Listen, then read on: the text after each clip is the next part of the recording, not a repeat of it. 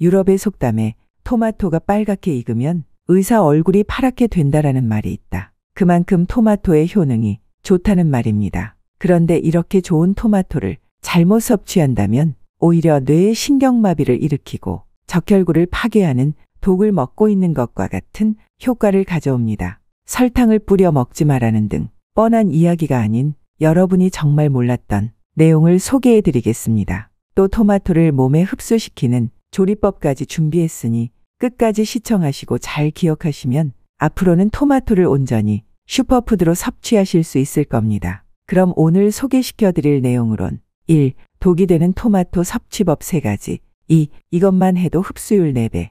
토마토 100% 섭취할 수 있는 방법. 3. 토마토 흡수하는 100% 섭취 조리법. 이렇게 3가지를 자연스럽게 알아보겠습니다. 구독과 좋아요 한 번씩 부탁드리며 영상 시작하겠습니다. 토마토는 영국에선 사랑의 사과, 이탈리아에선 황금의 사과, 미국에선 늑대의 사과라고 불리며 남미의 잉카 제국에서 탄생했다고 알려져 있으며 세계에서 가장 사랑받는 채소 중 하나입니다. 토마토는 즙이 많은 과일로 굉장히 다양한 곳에 쓰이고 있으며 슈퍼푸드라고 불릴 만큼 건강상 다양한 효능들을 가지고 있는 식품입니다. 우리가 쉽게 접하는 케첩이나 토마토 파스타 등에 많이 사용되어 전 세계적으로 소비가 안 되는 곳이 없을 만큼 전 세계적으로 가장 사랑받는 채소입니다. 그런데 이런 토마토를 잘못된 방법으로 섭취하면 구토, 복통, 두통, 식중독 등의 증상이 나타나고 심한 경우엔 뇌의 신경마비까지 동반할 수 있다는 사실 알고 있으셨나요? 심지어 특이한 유전자 조작 토마토도 아닌 우리가 마트에서 흔하게 구매하는 토마토에서 이런 증상이 일어나서 더욱 충격적이었습니다. 그래서 지금 알아볼 내용은 1. 독이 되는 토마토 섭취법 3가지. 첫 번째, 공복에 먹는 토마토. 아침을 먹을 시간이 없어 시리얼이나 과일을 갈아서 끼니를 챙기는 경우가 많습니다. 특히 현대인들은 바쁜 일상을 보내다 보니 아침을 건너뛰거나 간단하게 먹는 경우가 태반입니다. 그리고 어떤 분들은 과일이나 채소로 끼니를 해결하시는 분들도 있으십니다. 그런 분들은 대부분 중 토마토를 섭취하고 있으신 분이 있다면 지금부터 집중해 주세요.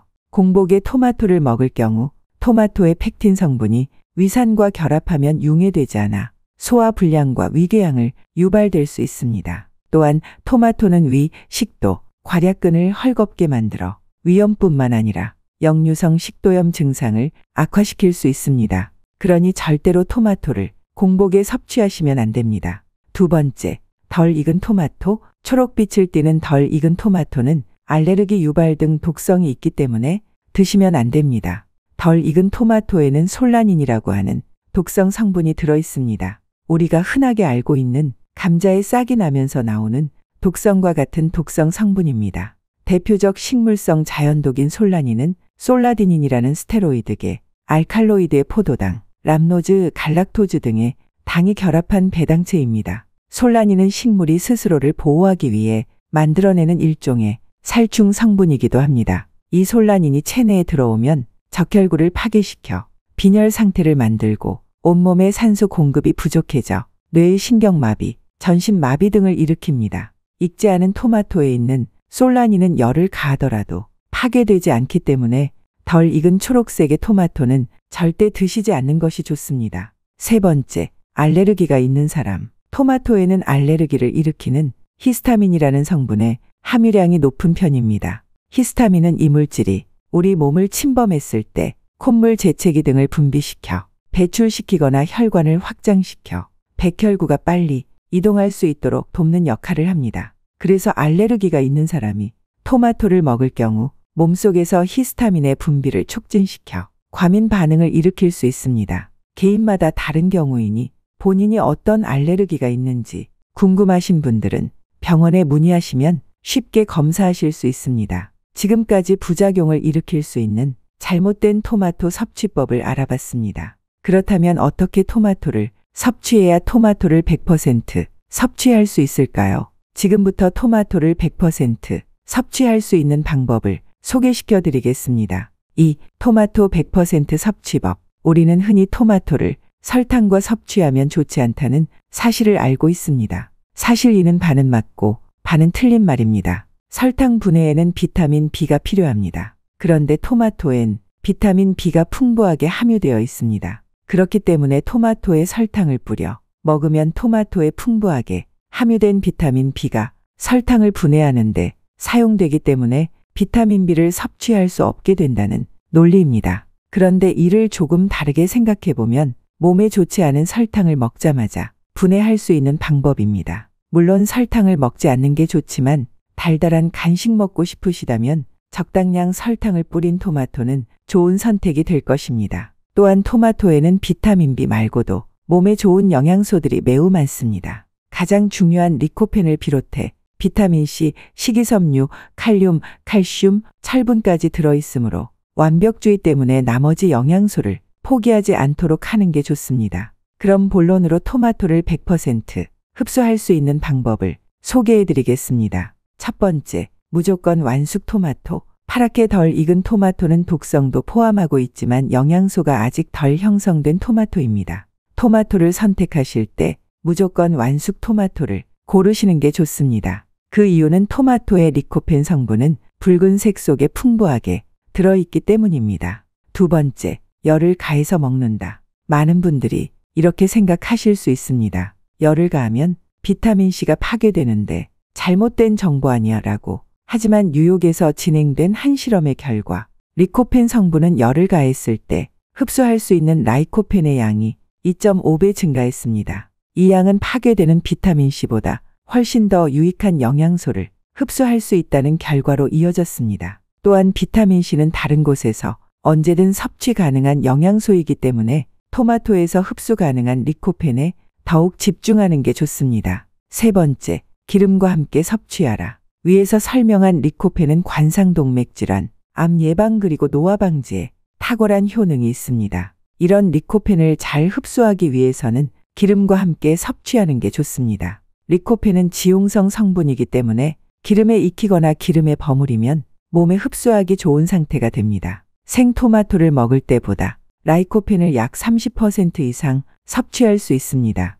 하지만 기름에 볶아 드실 때 88도 이상으로 고열에 조리를 하시면 오히려 흡수율이 떨어진다는 점 조심해서 조리해 주세요. 3. 토마토를 흡수하는 100% 조리법. 토마토를 잘 섭취하는 법을 배웠으니 그 내용을 활용해서 조리법을 알아보겠습니다. 먼저 마트에서 잘 익은 토마토를 골라줍니다. 7월부터 9월이 제철이니 지금 마트에 가시면 대부분 제철 토마토를 보실 수 있습니다. 이때 토마토의 색이 붉은 빛이 진하고 전체적으로 균일한 것이 좋습니다. 또한 꼭지 부분이 시들하거나 곰팡이가 든 것은 고르지 마시고 멍이 들거나 상처가 난 토마토도 구매하시면 안 됩니다. 토마토는 수분이 80% 이상이기 때문에 세균이 침투하면 감염 속도가 빠릅니다. 멍이나 상처가 있는 토마토는 절대 구매하지 않는 게 좋습니다. 좋은 제철 토마토를 구매하셨다면 토마토는 기본적으로 상온에 보관하시는 게 좋습니다.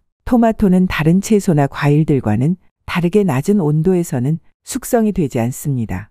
햇빛이 들지 않는 실온에서 보관하시면 토마토가 더 익어 맛있고 신선하게 드실 수 있습니다. 이때 주의하실 점은 저장 온도가 30도가 넘어가면 영양소가 잘 궤되니 조심하시길 바랍니다. 그럼 본격적으로 토마토 조리법을 알려드리겠습니다. 1. 토마토 베이스. 먼저 깨끗하게 토마토를 2회에서 3회 깨끗한 물에 세척하고 꼭지를 잘 제거해 줍니다. 꼭지에는 독성 물질이 있기 때문에 꼭 제거하셔야 합니다. 그리고 냄비에 토마토들을 넣어주고 약불로 끓여줍니다. 이때 물을 넣지 않으시는 게 좋습니다. 물을 넣지 않는다고 타거나 영양소가 파괴되지 않습니다. 김이 나기 시작하고 시간이 지나면 물이 생기고 토마토의 껍질이 벌어지기 시작합니다. 끓기 시작한 지 25분쯤 지났을 때 가스를 강으로 올려서 물기를 확 날려줍니다. 완성된 토마토와 국물을 용기에 담아 냉장 보관하시면 되고 일주일을 넘게 보관해야 한다면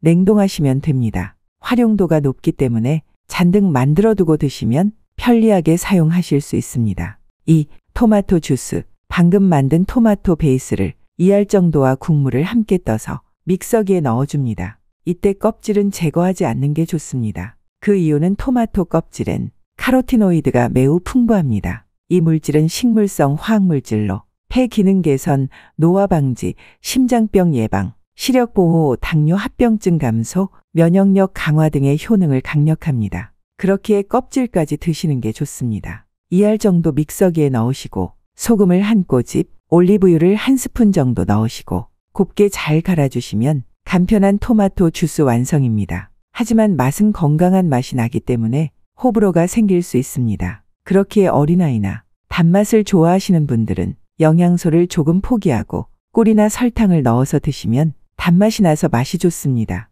소금 대신 꿀이나 설탕을 넣는다고 엄청나게 몸에 안 좋은 주스가 되는 건 절대 아니니 기호에 맞춰서 스트레스 받지 마시고 섭취하시면 좋습니다. 3. 토마토 볶음. 방금 만든 베이스를 4알 정도와 국물을 후라이팬에 올려 기름을 두르고 볶기만 해도 훌륭한 요리를 하실 수 있습니다. 이를 활용해 계란을 같이 넣고 볶아 토마토 계란 볶음밥이나 파스타 면을 같이 넣고 볶아 토마토 파스타를 만드셔도 좋습니다. 토마토 볶음의 궁합이 가장 좋은 요리는 육류와 아보카도입니다. 토마토의 부족한 영양소를 육류와 아보카도가 고르게 함유하고 있기에 함께 조리하시면 궁합이 좋습니다. 다만 육류와 아보카도는 기름이 많은 음식이므로 따로 기름을 넣지 마시고 토마토 국물에 육류나 아보카도를 넣으시고 자글자글 끓여주시면 건강하게 요리를 하실 수 있습니다. 지금까지 토마토를 확실하게 섭취하는 방법이었습니다. 영상이 도움이 되셨다면 좋아요와 댓글 한 번씩 부탁드리며 다음 영상은 한의대 교수들이 발견한 양파의 기적 영상으로 찾아뵙겠습니다. 시청해 주셔서 감사합니다.